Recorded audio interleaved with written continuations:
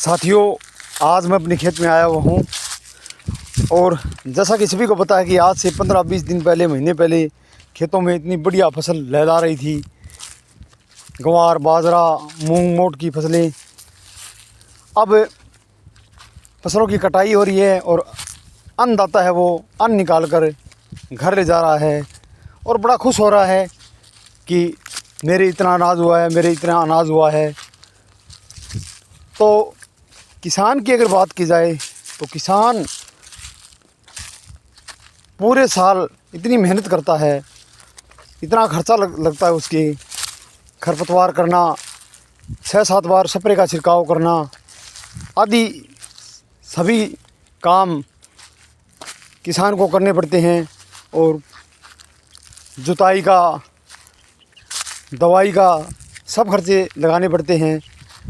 तो अन्न निकालते समय किसान बड़ा खुश होता है, लेकिन अन्न घर ले जाकर और जब वो पूरी साल का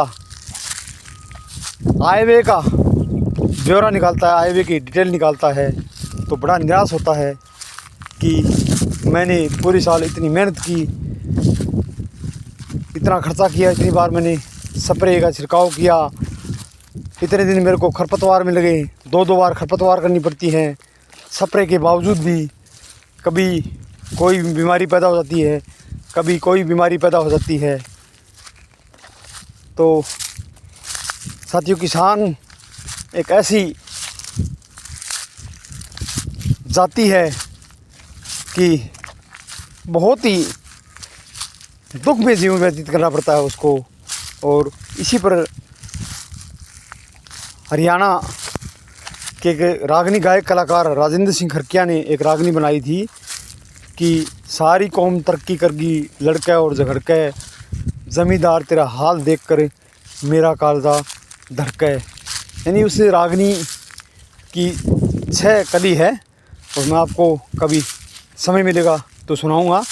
5-7-10 दिन से मेरे बुखार है, इस कारण से यानी मेरी स्वर है, कंठ है, वो सही से काम नहीं कर रहे हैं। तो रागनी का सारा साजबाज का प्रबंध हो जाता है, तो फिर रागनी सुनाना, ज्ञानवर्धक बातें सुनाना, शिक्षाप्रद बातें सुनाना आदि सभी चीज़ें चलती रहेगी। तो धन्यवाद साथियों।